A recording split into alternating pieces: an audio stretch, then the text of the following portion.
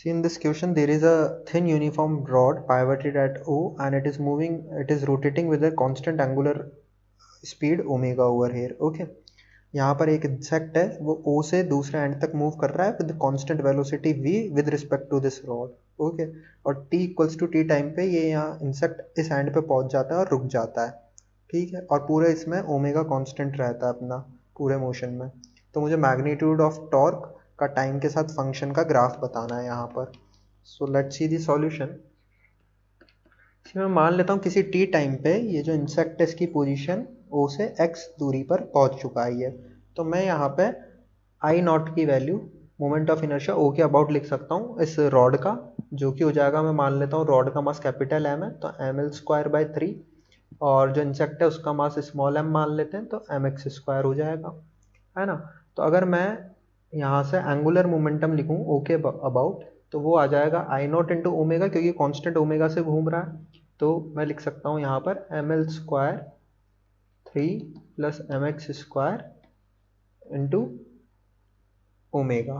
ठीक है, तो अगर मैं d l naught by d t करूँ तो मेरे पास m l square by 3 into omega तो कॉन्स्टेंट टर्म है, इसका डिफरेंशिएशन 0 हो जाएगा, और यहाँ पे ओमेगा एम कॉन्स्टेंट है, एक्स स्क्वायर का differentiation 2x d x by d t हो जाएगा. अब बच्चों d x by d t क्या है?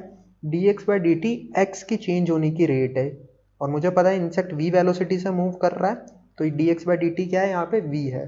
तो मेरे पास d l naught by d t की वैल्यू आ गई है 2m omega v into x.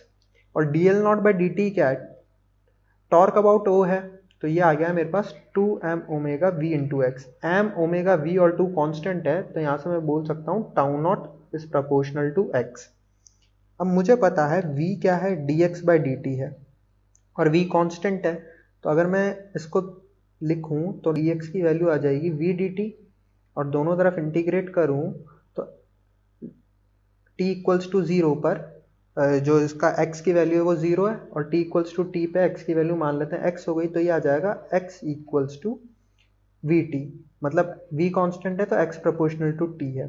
अब यहाँ पे tau naught proportional to x आ रहा है और यहाँ x प्रोपोर्शनल टू t आ रहा है, तो इन दोनों से मैं बोल सकता हूँ tau naught is proportional to t. मतलब tau naught proportional to t है तो ये लीनियर फंक्शन है, मतलब जो मेरा ग्राफ होगा वो स्ट्रेट लाइन होएगा. अब मानो इंसेक्ट यहाँ पहुंच गया t equals to capital T पर, ये इंसेक्ट की पोजीशन जो है वो यहाँ आ गई है और ये यहाँ रुक गया है. तो अब जो आई नॉट की वैल्यू आएगी वो आ जाएगी m l square capital M l square by 3 plus small m l square. और अब ये चेंज नहीं हो रहा तो इसका डिफरेंशिएशन क्या आ जाएगा? 0 आ जाएगा. मतलब जो टॉर्क है ओ के अबाउट वो क्या हो जाएगा? 0 हो जाएगा at t equals to t, और इसके बाद वो 0 ही रहेगा. तो अगर यहाँ बी ग्राफ को देखें अपन तो देखो 0 से लेके कैपिटल टी तक ये लीनियर फंक्शन है, और जैसे ये टी हुआ ये 0 हो गया और उसके बाद 0 ही रहा. तो यहाँ पे मेरे पास बी ऑप्शन करेक्ट है. B is my answer to this problem. I hope you have understood this. Thank you very much.